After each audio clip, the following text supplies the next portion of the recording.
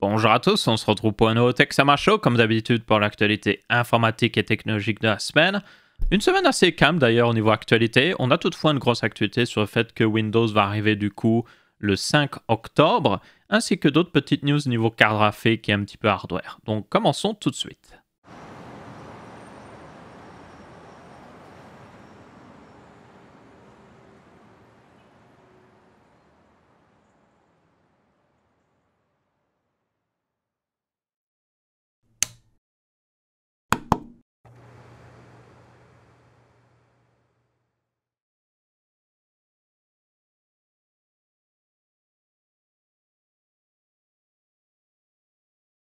Ce silence vous est offert par Be Quiet. Découvrez-en plus en suivant les liens dans la description, ainsi que les promotions spéciales pour cette No Noise Week.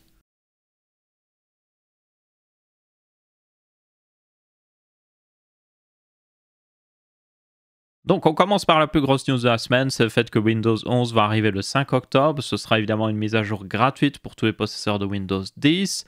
Et le 5 octobre, ça veut dire que vous pourrez soit l'acheter en magasin ou sur le site de Microsoft, ou soit faire un upgrade si, et je dis bien si elle est apparue dans votre centre de mise à jour sur Windows 10. Parce que ça va prendre du temps comme mise à jour. Tout le monde ne va pas l'avoir en même temps. Il y aura certainement une option pour le faire quoi qu'il arrive, mais ça va prendre des mois. Donc ils s'attendent à ce que ça prenne jusqu'à la moitié 2022 avant que la plupart des PC compatibles Windows 11 puissent upgrade vers justement Windows 11. Donc ça va prendre pas mal de temps.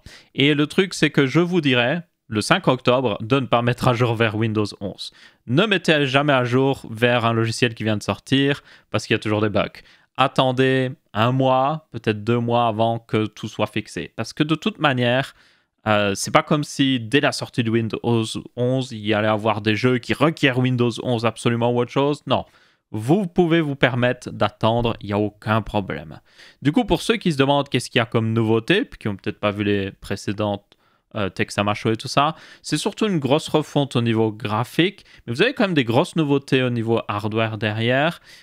Bon, à part évidemment les prérequis de Windows 11 qui sont assez... Voilà, on en reparlera un petit peu plus après, mais vous avez notamment aussi certainement des améliorations qu'on attend depuis pas mal de temps au niveau d'une meilleure gestion des process pour certains processeurs, comme notamment les processeurs de chez Intel qui arrivent, Alder Lake. Donc ça, il y aura certainement des améliorations là-dessus. On a aussi une grosse amélioration de Windows Store qui est, et qui reste pour moi le pire même store qui existe n'importe où d'autre. Franchement, même Origin, même Uplay à la sortie, hein, le premier Uplay, meilleur que Windows Store. Je déteste le Windows Store. À chaque fois que je dois l'utiliser, c'est un calvaire. Il y a toujours des problèmes. C'est une honte. Franchement, c'est une honte quand vous regardez le Windows Store, le nombre d'années qu'il existe et à quel point c'est toujours vraiment n'importe quoi. Donc j'espère vraiment qu'ils vont fixer ça. Et du coup, on devra avoir aussi... D'ailleurs, pour ceux qui se demandent, normalement Windows 11 devrait supporter le fait qu'on pourra faire tourner des apps Android sur Windows. Le truc, toutefois, c'est que ça n'arrivera pas tout de suite à la sortie. Donc pour ceux qui espéraient ça à la sortie, non, ce ne sera pas tout de suite. Et je vous rappelle que ça requerra aussi que les apps soient disponibles sur la version Android qui est gérée aussi par Amazon. Donc si c'est sur le Kindle Store, basiquement, donc je vous rappelle que Amazon fait leur propre tablette et tout ça, elles tournent sur Android, c'est juste qu'ils n'ont pas le Play Store, ils ont leur propre store. Et du coup, normalement les applications marchent quand même la plupart du temps. C'est juste qu'ils doivent les rajouter manuellement sur le store d'Amazon. Donc, selon moi, c'est un petit désavantage. Mais après, derrière, est-ce que vous imaginez Google et Microsoft travailler ensemble là-dessus? Moi, pas trop. Donc, au final, c'est peut-être mieux que rien, on va dire. Et aussi, la raison pour laquelle ils font ça, c'est parce que vous pouvez émuler Android sur PC. Il y a des émulateurs qui existent, j'en recommande pas trop parce que la dernière fois que j'avais testé c'était plutôt mais du coup vous pouvez émuler Android et du coup installer le Play Store ou plutôt même avoir le Play Store préinstallé et puis jouer à des jeux Android sur PC, hein. Il n'y a aucun problème, la plupart des jeux tournent même très bien parce que les PC sont surpuissants, mais Google n'aime pas trop ça en fait, à part si c'est pour développer une application, ils n'aiment pas trop ça.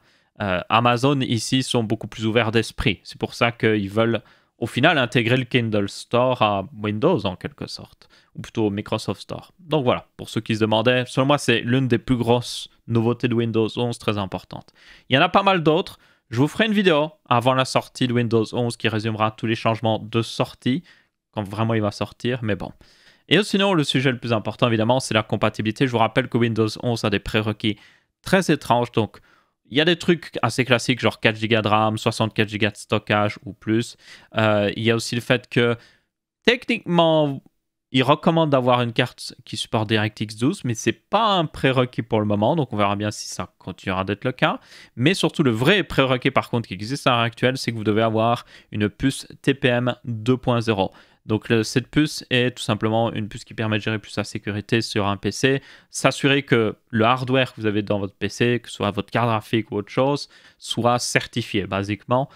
Comme ça, il n'y a pas de contrefait. Derrière, c'est au final pas non plus... ils disent que ça améliore la sécurité, mais le truc c'est que pour la plupart des gens, ça ne change pas grand-chose. C'est plus une manière pour eux de facilement vérifier si du hardware est vérifié.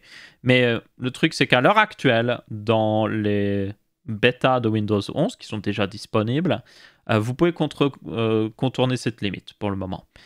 Mais apparemment, l'une des choses que vous n'aurez pas, si vous contournez cette limite, pour le moment en tout cas, c'est que vous n'aurez pas de mise à jour. Donc vous devrez faire les mises à jour manuellement.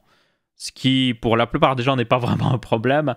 Mais d'un point de vue sécurité, c'est pas... Voilà, c'est pas... on va dire tip top. Ce qui est un petit peu étrange parce que du coup Windows force les gens à utiliser la puce TPM, mais si vous n'utilisez pas la puce TPM, donc si vous êtes sur un PC qui est moins sécurisé, il vous empêche d'avoir les mises à jour, du coup vous êtes encore moins sécurisé, donc c'est un petit peu étrange selon moi, mais bon. Pour ceux qui se demandent, vous aurez une puce TPM à partir du coup des Ryzen 2000, donc pas les Ryzen 1000 comme j'avais déjà dit auparavant. Apparemment, elle n'était pas vraiment présente sur la plupart des cartes mères à ce moment-là, donc voilà. Et aussi, vous aurez à partir des Core Intel de 8e génération.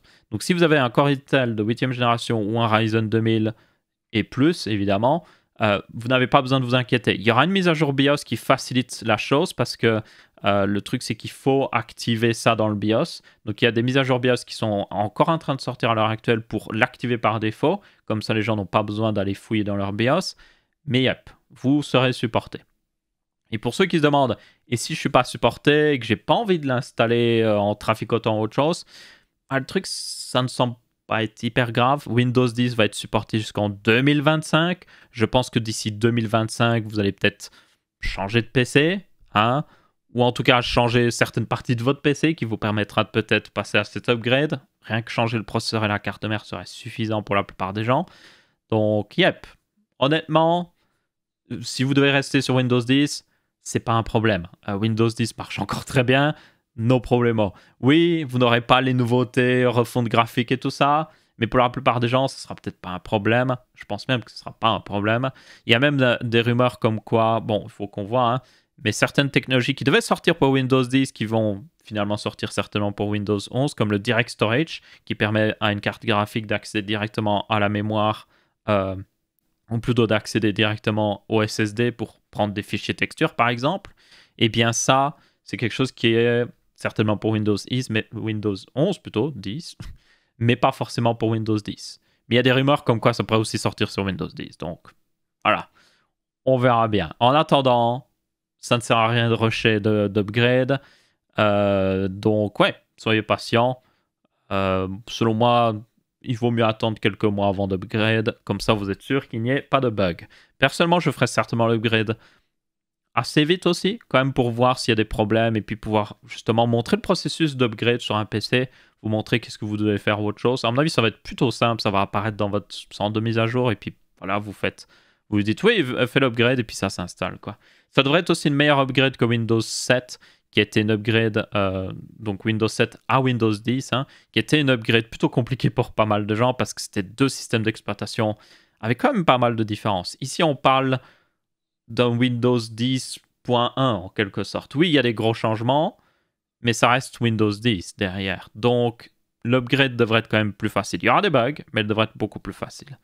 Donc voilà, on verra bien ce que ça donnera. Je vous ferai des vidéos sur le sujet quoi qu'il arrive. Je ferai aussi certainement un tuto d'installation de Windows 11 pour ceux qui veulent faire une nouvelle installation clean, parce qu'à mon avis, l'installation va changer à chaque... Et je l'ai vu avec Windows 10. Mon tuto d'installation Windows 10 est globalement toujours bon, mais c'est juste que Windows a rajouté des petites particularités depuis, notamment le fait que donc si vous voulez par exemple ne pas vous connecter avec un compte Microsoft, vous devez être sûr de ne pas avoir Internet de branché, comme ça vous pouvez lui dire hey, j'ai pas Internet. Et la deuxième particularité que j'ai vue aussi, c'est que si vous refusez justement de connecter un compte Microsoft, il va vous refaire il va boucler, il va dire ok, t'as pas besoin de compte Microsoft, il va redémarrer le PC pour peut-être, à mon avis, reset la carte réseau ou autre chose, pour voir si vous avez Internet, et puis il va vous redemander de créer un compte. Donc c'est très salaud. Pour ceux qui ont vu le live sur le PC Mini TX, je l'ai montré en direct ce truc-là. Et ça me le fait depuis que j'ai fait... je mets à jour ma clé d'installation Windows de temps en temps quand je dois la réinstaller sur des PC. Et j'ai remarqué que ça le fait depuis quelques mois, cette nouvelle chose, justement. Donc ouais, globalement, c'est toujours bon, mais ouais, plus tout à fait bon. Mais je me suis dit, autant attendre Windows 11 pour le mettre à jour. Peut-être que je mettrai aussi à jour le guide pour Windows 10. On verra bien. C'est pas hyper important pour le moment. Mais bon, je parlerai évidemment dans le tuto pour Windows 11 des particularités du TPM, parce qu'évidemment, ce sera très important, ça, pour ceux qui veulent l'installer. En attendant, Windows 10 devrait toujours être en vente à pas mal d'endroits. Donc vous pouvez toujours installer Windows 10. Il tourne sur des très vieux PC Windows 10. Donc ça, c'est son grand avantage. J'espère qu'on va pouvoir continuer de l'acheter facilement. En tout cas, pour ceux qui ont justement des vieux PC à remettre en état ou autre chose. Ou sinon, il y a Linux. Ensuite, on a une news totalement différente ici, qui va parler un petit peu plus hardware, mais qui est plutôt intéressante. Ça concerne Samsung, mais ça concerne aussi d'autres marques qui l'ont déjà fait aussi, comme Western Digital récemment avec la gamme Blue. Et eux, c'était beaucoup plus problématique. Mais en gros, vous avez surtout dans le monde du SSD, mais ça se fait aussi certainement dans d'autres endroits, mais vous avez des fois certains constructeurs de SSD qui changent des pièces qui sont sur leur SSD. Donc par exemple, ils utilisent un contrôleur différent ou ils utilisent des puces mémoire d'un autre fabricant. Alors vous allez me dire, qu'est-ce que ça change? Dans pas mal de cas, ça ne changera pas grand-chose s'ils remplacent par une pièce similaire, évidemment. Donc s'ils prennent une puce mémoire de chez Samsung, mais après ils en prennent de chez Micron, mais qui est basiquement les mêmes au niveau spec, il n'y a aucun problème. Mais des fois, ça va brider les performances et les rendre pires. Et bien évidemment, la plupart du temps, c'est ce qui arrive. C'est pas comme s'ils allaient changer des pièces pour améliorer le SSD, ça c'est très très très rare. Du coup, là, c'est ce qui arrivait notamment avec Western Digital. Ils avaient remplacé, il me semble que c'était le contrôleur, et ça avait des grosses conséquences sur les performances. Il y a d'autres marques qui ont été prises dans le sac à faire ça. Pour ceux qui se demandent, c'est pas la première fois, encore une fois. Donc, ça continuera d'arriver certainement. Donc là, c'est Samsung qui a été un petit peu pris justement la main dans le sac. C'est la même chose. Donc, pour ceux qui se demandent pourquoi ils font ça, alors, il y a peut-être certaines marques, mais je crois pas que ce soit la plupart, mais il y a certaines marques certainement qui le font parce que pour gagner de l'argent. Et aussi, ils se permettent de brider les performances, ou plutôt d'utiliser des composants qui donnent des moins bonnes performances, parce que du coup, la plupart des tests de leur SSD sont sortis avec le modèle initial, et il ne va pas avoir d'autres tests après. Pas beaucoup de gens font des tests d'un produit qui est sorti depuis plus d'un an. Hein. La plupart des tests sont à chaque fois de à peine quelques semaines après la sortie d'un produit. Donc, ça veut dire qu'ils auront toujours les bons tests qui disent que le produit est bon, mais après, derrière, ils vendent un produit inférieur. Donc ça se fait certainement. Mais sinon, la plus grosse raison, et il faut le savoir, c'est le fait que des fois, ils peuvent plus trouver les pièces qu'ils ont besoin, tout simplement. Donc peut-être que le fabricant du contrôleur n'en a plus en stock, et du coup, au lieu d'arrêter la production du SSD, ce qu'ils font, c'est qu'ils changent le contrôleur, ou changent la mémoire, ou autre chose. Je ne suis pas un grand fan personnellement de ça. Je pense que s'ils changent vraiment radicalement le SSD, surtout d'un point de vue performance, ils devraient faire une autre version, tout simplement. Genre, vous n'avez plus de contrôleur pour faire cette version-là, faites une nouvelle version. Faites un 970 Evo plus New Edition, ou je ne sais quoi. Voilà, faites une nouvelle édition. Faites un 971 Evo Plus, ou un truc dans le genre. Et comme ça, les gens savent que c'est pas le MMSSD. Et que s'ils doivent regarder des tests, ils doivent regarder des tests pour ce SSD qui est différent. C'est, selon moi, ce qui devrait être fait. Est-ce que les marques vont faire ça? Pas forcément, même pas du tout la plupart du temps. Donc, donc faites attention à ça. Bon, faites attention à ça. En vrai, c'est difficile à dire parce que, voilà, comme vous pouvez voir, Samsung, qui est une grosse marque de SSD, ils font la plupart des composants eux-mêmes. Eux-mêmes le font, donc au final, ça peut arriver avec n'importe quel constructeur de SSD. Donc, yep. En fait, ce que je dirais, c'est quand vous recevez un SSD, essayez de le tester peut-être, voir si les performances sont correctes par rapport aux chiffres que vous avez vus sur Internet. Il y aura des différences, hein, mais si vous voyez une énorme différence par contre, peut-être un petit problème. Mais bon, en attendant, yes, c'est plutôt compliqué de vous donner des recommandations ici. Parce que littéralement, ça peut arriver à n'importe quelle marque maintenant, à ce qu'on voit. Donc ouais, un petit peu dommage. J'aimerais encore une fois qu'il y ait plus de clarté au niveau des marques là-dessus. Ensuite, passons à une news beaucoup moins plaisante ici. C'est évidemment le prix des GPU. Je continue de le monitorer depuis pas mal de temps et je vous ai dit qu'il y avait une baisse récemment. Cette baisse s'est stabilisée et est repartie en hausse au final. Alors c'est une toute petite hausse, c'est pas comme si les prix avaient sauté d'un coup, mais ça repart à la hausse. Donc par exemple, ce que je regardais le plus, c'était la 3070 Ti, qui était parmi les moins chers par rapport à leur prix initial. Donc, elle est descendue au plus bas, je l'ai vu à 850 € pour information, alors qu'elle vaut normalement 600 € dans son modèle Thunder Edition, mais évidemment, un modèle custom aurait plutôt coûté 650, 700 €. Donc, vous voyez que ça faisait une augmentation de prix, mais ce n'était pas une si grosse augmentation de prix pour cette carte, donc ça allait encore. Mais du coup, c'est elle que j'ai surveillée et même elle a fini par remonter au-dessus des 900 € et même 1000 € maintenant. Donc, yep, ça repart à la hausse. Pourquoi ça repart à la hausse? Eh bien, déjà, le crash qu'on a un petit peu eu au niveau notamment de l'Ethereum s'est calmé tout simplement. Donc, peut-être que beaucoup moins de mineurs d'Ethereum stress. C'est plus rentable de miner de l'Ethereum que voilà quelques mois, quelques semaines. Donc, il y en a qui continuent tout simplement de le faire. Et il y en a qui continuent surtout d'acheter pas mal de cartes graphiques qui passent devant eux. On parle ici évidemment des grosses fermes de minage. Hein. Je ne parle pas de quelqu'un qui s'amuse à acheter une carte graphique ou même quelques cartes graphiques pour miner chez lui. On parle ici de trucs où il y a des centaines de cartes graphiques coincées dans un endroit pour miner. Donc, yep, ça revient à cause certainement de ça. Et aussi, ça revient tout simplement au niveau du fait que certains composants ont toujours du mal à être en stock, tout simplement.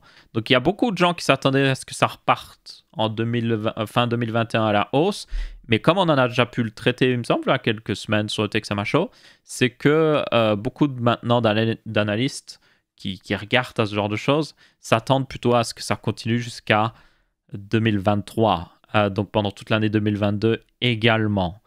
Et maintenant, quand je vois cette situation-là, ça ne m'étonnerait vraiment pas. Il y a encore d'énormes problèmes de production, parce qu'il y a des productions qui sont ralenties aussi à cause de tout ce qui se passe encore une fois dans le monde. Mais même s'il n'y avait pas ça, le truc c'est qu'on a accumulé tellement de retard, notamment que ce soit les constructeurs de voitures et tout ça, on a accumulé tellement de retard que il leur faut tellement de temps pour combler ce retard que même si on produit plus, on fait que compenser le retard qu'on a déjà accumulé. Donc il faut encore produire beaucoup plus. Donc, yep, ça ne suit tout simplement pas. Donc, yep, ne soyez pas étonnés. Il y a même une petite news en rapport avec ça, c'est que par exemple TSMC, fabricant évidemment de puces pour genre AMD, Apple et même plein d'autres, ont décidé aussi d'augmenter leur prix. Donc, tout simplement, oui, ça va coûter plus cher de fabriquer des puces pour les constructeurs. Ça ne veut pas dire que le prix va augmenter d'un coup, comme par exemple pour AMD, mais yep, ça va augmenter un petit peu, certainement. Et du coup, c'est certainement dû au fait que oui, TSMC n'a juste pas assez de capacité de production, donc ils se disent ok, vu que la demande est énorme, on va augmenter notre offre, tout simplement. Enfin, on va augmenter le prix de notre offre. Comme ça, c'est pas grave, parce que même s'il y a des gens qui arrêtent de venir chez nous, on a toujours d'autres personnes qui seront prêtes à acheter notre offre, parce qu'elle est supérieure à pas mal d'autres personnes. Donc, yep, c'est vraiment très embêtant comme situation. Vraiment. J'aimerais réellement qu'on retourne à une situation normale. Je pense que la plupart des gens en ont marre et voudraient que ce soit d'ailleurs pour le manque de stock, mais même pour le reste. Je pense qu'on a tous envie de retourner à un semblant de normalité, même si je ne pense pas qu'on retournera à la même chose qu'avant, hein, avant 2020, mais au moins quelque chose voilà, qui est normal. Quelque chose où Vous n'êtes pas en train de vous dire oh, il faut que je me mette un bot pour surveiller les sites de vente pour voir s'il y a une carte graphique en vente. Il y a d'ailleurs des ventes que j'ai vues qui se font, des ventes privées, où vous devez aller physiquement pour acheter, pour être sûr que vous êtes genre une vraie personne, ce genre de choses. Vous avez aussi des Founder Edition de chez Nvidia qui continuent d'arriver sur... elles sont vendues souvent sur LDLC. J'en ai vu passer récemment. Elles sont toujours vendues à leur vrai prix, d'ailleurs. C'est juste qu'il n'y a pas de stock. Mais j'en ai quand même vu, genre la 1080 Ti. Bon, c'est une carte graphique qui, selon moi, est trop chère pour ce qu'elle est. Mais la 1080 Ti, je l'ai vue en stock pendant des heures. Genre, n'importe qui aurait eu le temps de l'acheter en réalité. Donc, yep, il y a encore de l'espoir. Il y avait aussi la 3090 en vente, mais celle-là, genre, c'est encore moins intéressant pour la plupart des gens. Donc, ouais, il y a encore un espoir là-dessus. Il y a des ressources qui existent pour surveiller les stocks. J'en connais pas trop. On m'a déjà contacté par mail à propos de ça, mais j'aime pas trop recommander des trucs. Je sais juste que vous avez certains youtubeurs tech par contre qui surveillent pas mal ça. Donc, yep, s'il y en a qui sont intéressés, peut-être que je pourrais me renseigner beaucoup plus avec eux, voir s'ils ont des ressources ou tout simplement vous rediriger vers eux s'ils s'y connaissent vraiment afin de pouvoir vous aider là-dessus. Mais en attendant, yep, prenez votre mal en patience, franchement. Ensuite, on a une autre news sur le fait que Nvidia pourrait sortir une nouvelle carte graphique. Yep. Et même pas n'importe quelle carte graphique, ce serait peut-être une RTX 3090 Super. Oui, vous ne rêvez pas. Ce serait la première fois que... Bon, Nvidia a dit que la RTX 3090, c'est une Titan, donc de l'ancienne gamme Titan qu'ils avaient. Pour moi, ce n'est pas le cas. C'est une GeForce comme toutes les autres. Ils disent que c'est une Titan pour justifier le prix, mais voilà, pour la plupart des gens, ça reste une carte graphique pour jouer aux jeux vidéo, alors que ce n'est pas son but normalement. Enfin bref. Du coup, ce serait la première fois, si on considère que c'est une Titan, qu'on aurait une amélioration d'une carte Titan pendant une génération de cartes graphiques, en quelque sorte. Donc c'est un petit peu étrange. Le nom aussi est un petit peu étrange selon moi, parce que justement, on m'a déjà posé la question pour ma future série où vous pouvez me poser des questions. J'y réponds ici parce que c'est pas une question que j'ai inclus dans le premier épisode. Mais justement, quelqu'un demandait est-ce que Nvidia va sortir des 3080 Super et des 3070 Super. Et le truc, c'est que ils l'ont déjà fait. C'était la 3070 Ti et la 3080 Ti, en fait, ces versions Super, quand on y regarde. Je les vois mal maintenant sortir une 3080 Super. Ce serait très étrange et très stupide. Du coup, quand je vois une 3090 Super arriver, je suis en mode ça me paraît un petit peu étrange. Ça reste évidemment des rumeurs, mais en général, on l'a déjà vu avec la 3080 Ti et la 3070 Ti. On a eu des rumeurs avant leur sortie et elles se sont pour la plupart confirmées. Donc, si les gens qui ont l'habitude de chercher ce genre d'informations ont trouvé ce genre d'informations, c'est qu'il y a peut-être, oui, une carte comme ça qui arrive. Et c'est même logique parce qu'elle utiliserait du coup le full GPU qui est dans la 3090. Parce que la 3090, pour ceux qui ne savent pas, n'utilise pas l'entièreté du GPU qu'elle a dedans en fait. Il y a une petite partie qui est enlevée. Donc elle a un peu plus de 10 400 coups d'accord si je me souviens bien. Donc ici, cette 3090 Super devrait avoir normalement 10 752 coups d'accord. C'est pas une énorme upgrade. Franchement, pour une carte de cette classe, c'est même plutôt bof. Et elle utiliserait surtout de la mémoire encore plus rapide, qui monterait jusqu'à 21 Gbps. Donc ça lui donnerait une bande passante totale de 1008 Go à la seconde, ce qui est un petit peu abusé. Donc vous voyez que c'est un peu plus haut que la 3090 de base. Et surtout, elle aurait une enveloppe thermique énorme par contre. Donc, yep. Je suis étonné que ce soit pas une 3090 Ti. Pourquoi pas faire une 3090 Ti, ça sonnerait plutôt bien. Et je suis surtout étonné de pourquoi ils sortiraient une carte graphique comme ça, en fait. Il n'y a aucun intérêt. Il y a beaucoup de gens qui ont acheté des 3090, réellement, hein, parce qu'ils se disaient « Oh, c'est la meilleure carte graphique que va sortir Nvidia cette génération-ci, voilà, je suis tranquille. » Et là, ils sortent une autre, donc je pense que beaucoup d'acheteurs de 3090 vont pas être contents. Et je pense que pas mal aussi de gens qui sont intéressés par des cartes graphiques vont pas être contents parce que, genre, chaque 3090 Super qui va sortir aurait pu très clairement être une 3080 Ti ou une 3080.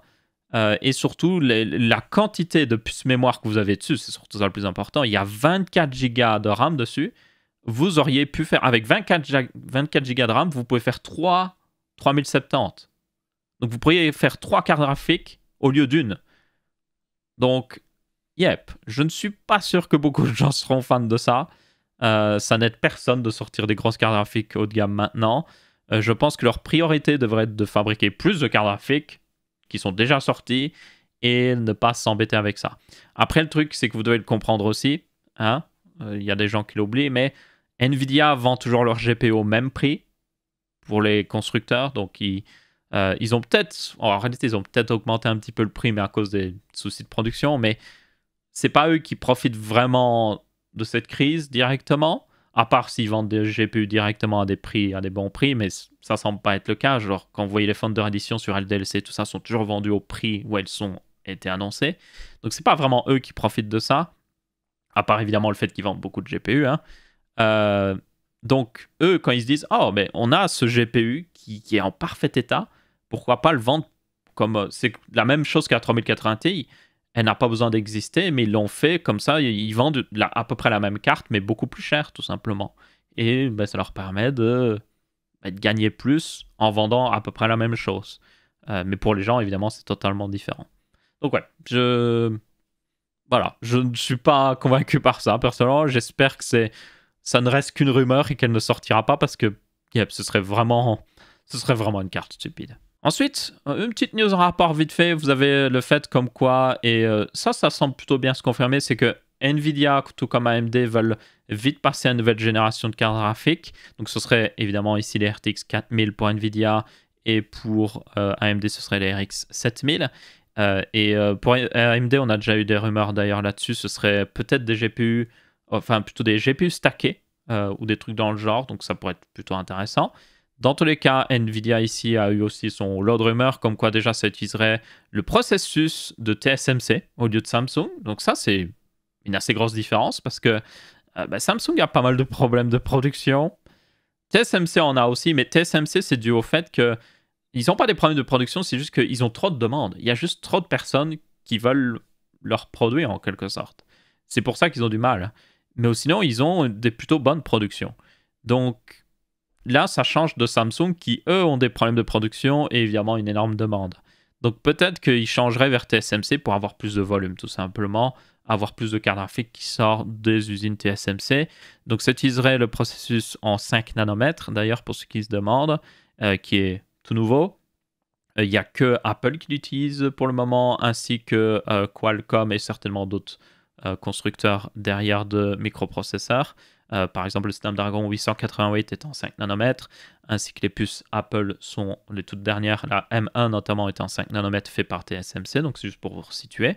Donc ouais, tout à fait logique, tout à fait normal. Et pour ceux qui se demandent, oui, ils ont l'intention d'avoir une génération de cartes graphiques qui sort plus vite que les anciennes. Parce que quand vous vous souvenez, les RTX 2000 sont sortis, là, genre il a fallu du temps avant que les RTX 3000 sortent par rapport aux RTX 2000. Pourquoi? Parce que Nvidia n'avait pas beaucoup de concurrence, donc ils pouvaient juste continuer de vendre tranquillement des GPU. Et puis là, je pense que ça s'est accéléré fin 2020 parce que ils ont tout simplement vu que AMD avait un produit qui pouvait vraiment les concurrencer. Si Nvidia avait continué de traîner le pied et que AMD avait sorti les RX 6800 et tout ça avant que Nvidia sorte des RTX 3000, je sais pas vous imaginez, mais AMD aurait vraiment été au top du top là. Bon, ils ont toujours eu des problèmes de stock depuis le début, mais c'est pas grave. Dans tous les cas, ils ont une certaine pression derrière, donc c'est logique qu'ils veulent sortir une nouvelle génération de cartes graphiques. Donc il y en a qui vont certainement le dire encore une fois, c'est la même chose qu'avec un peu la RTX 3090, super, qu'on a vu, c'est que pourquoi sortir des cartes graphiques quand on n'arrive pas à fabriquer assez de cartes graphiques? Je suis assez d'accord. Après ici, on parle quand même de toutes nouvelles cartes graphiques. On parle de beaucoup plus puissantes. Donc, ça veut dire, normalement, déjà qu'elles utilisent un processus de gravure radicalement différent. Donc, ça veut dire que TSMC pourrait produire ces nouvelles cartes graphiques, mais Samsung pourrait continuer de produire les anciennes en même temps, donc on aurait plus de production. Ça n'aide pas par contre au niveau des composants comme la RAM par contre, donc ça il faut quand même le préciser. Mais ça veut dire aussi que comme ces nouvelles cartes graphiques sont plus puissantes, ça veut dire que vous auriez la possibilité d'en acheter une pour moins cher avec le même niveau de puissance que vous espérez, peut-être, éventuellement. À mon avis, on va avoir une augmentation de prix dès le début. Je le prédis, franchement. La RTX 4080, c'est bien ça, oui, 4080, je prédis qu'elle va coûter plus cher que la 3080. J'en suis sûr et certain. La 3080 était trop peu chère pour Nvidia. Ils ont vraiment sorti une trop bonne carte pour trop peu cher pour eux. Et elle était tellement populaire que ça se voit en fait. Donc ils vont réaugmenter le prix, c'est sûr et certain. Ils vont repasser à 900 €, je dirais. 900, 800 €. Voilà. Je fais ma prédiction, on verra bien si j'ai raison. Voilà, j'espère. Pas en réalité. En réalité, vraiment, j'espère pas. J'espère vraiment qu'elle va coûter le même prix que la 3080. Mais bon, j'y crois pas trop. Et je parle du prix annoncé par la Founder Edition, évidemment. Hein, parce que le modèle custom, alors là, ça va y aller. Hein, ne vous inquiétez pas. Et enfin, une petite news, toujours niveau hardware. Donc, c'était très centré niveau hardware cette semaine-ci. Vous avez ces fameux Threadripper avec Zen 3, j'allais dire, oui, c'est 5e génération techniquement, qui vont bientôt arriver avec le plus gros qui sera le Threadripper Pro 5995 WX avec 64 quarts. C'est pas pour nous, c'est clairement pas pour nous, mais je trouve ça quand même très intéressant. Genre, c'est des processeurs qui sont énormes d'un point de vue performance, donc c'est toujours intéressant de voir un petit peu le plus haut de gamme. C'est comme quand vous aimez les voitures, vous aimez regarder les Ferrari et tout ça. Ça veut pas dire que vous allez en acheter une, clairement pas. Moi, j'ai pas l'argent pour acheter une Ferrari, mais vous aimez voir, ouais, vous aimez regarder des vidéos dessus et tout ça. Bah, j'ai un petit peu la même curiosité pour ces processeurs. C'est clairement pas pour moi, j'en ai pas besoin, j'en aurai jamais besoin. J'ai déjà un 16 cœurs qui est équivalent à celui-là, qui est déjà très très bien. Donc, yep. Et du coup, il y aura les Threadripper Pro et les Threadripper normal aussi. Hein, pour ceux qui se demandent, il y a toujours cette différence un petit peu bizarre. Donc, ouais, pour ceux qui ont besoin de beaucoup de puissance dans un PC de travail, bah, vous allez bientôt être servi, je suppose. Tant que vous n'avez pas besoin de carte graphique, en réalité. Mais bon. Et du coup, c'est à peu près tout pour ce TechSama Show aussi. Donc, oui, très très court. Il n'y avait pas beaucoup d'actualités, je trouvais intéressantes cette semaine-ci. En tout cas, personnellement. Donc, on en aura certainement beaucoup plus. Je vous rappelle, on est fin août, il y a beaucoup d'actualités en septembre et octobre, donc c'est pour ça qu'on a un vide juste avant septembre, parce que tout simplement, ils attendent le mois de septembre pour annoncer plein de choses. Donc notamment, on aura l'événement Apple en septembre, normalement, et certainement aussi d'autres événements, d'autres marques. Donc ça devrait être plutôt intéressant, quoi qu'il arrive. En attendant, j'espère que vous avez bien apprécié. Si c'est le cas, n'hésitez pas à laisser votre avis, que ce soit en pouce bleu, pouce rouge ou en commentaire. N'hésitez pas à découvrir la No Noise Week de chez Be Quiet en suivant le lien dans la description. Donc oui, c'était d'ailleurs pour ceux qui ont vu la pub en début de vidéo, ça change un petit peu à d'habitude. Be Quiet laisse énormément de liberté au niveau de leur pub. Genre, si j'avais fait une pub pour une marque où il n'y a littéralement aucun son pendant 30 secondes, il y en a très peu qui accepteraient ça. Donc, je trouvais ça assez fun.